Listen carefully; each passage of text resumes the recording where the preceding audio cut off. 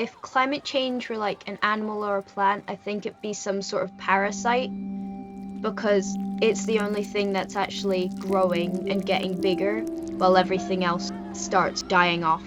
The environment is definitely very special because if we get rid of it, there's nowhere else we can go. Like, it's a very one in a million sort of planet. A 10-year-old some years ago got cross with me and said, "You don't get it." He said, "You grew up thinking that polar bears would be there forever."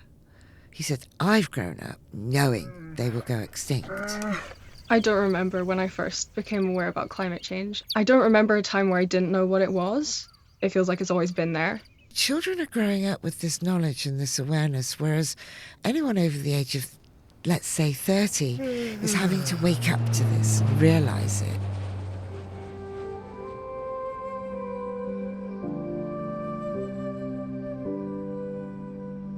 When we asked young people about how climate change made me feel, 3/4 or more think the future is frightening. So we know that it's having an emotional impact on children and young people all around the world. I think climate change is like really scary, and the fact that lots of people aren't doing much about it just sort of freaks me out. 8 out of 10 told us that people had failed to take care of the planet. So this is young people and children looking to adults, looking to older people, looking to people in power and saying, "Why haven't you done something about this?"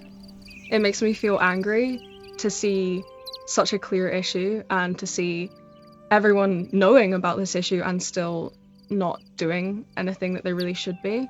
It's frustrating, and I think it's also tiring to feel so sort of scared and angry. One of the worst things we can do to children and young people is say, "Well, it's your responsibility now." I've heard this said to children. "Your generation will fix this. Your generation is so inspiring and creative and innovative. We're going to leave this to you to fix."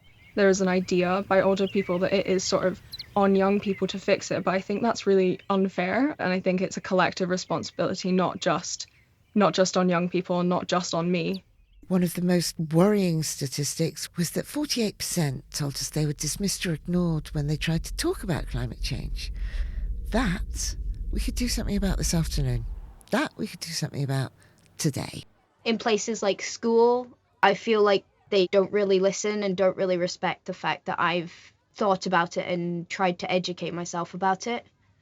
I kind of feel really angry and frustrated because I am actually saying something meaningful, and if you're not prepared to listen to your children, it's going to have a big effect because we actually do have something to say and we are actually trying to make a change.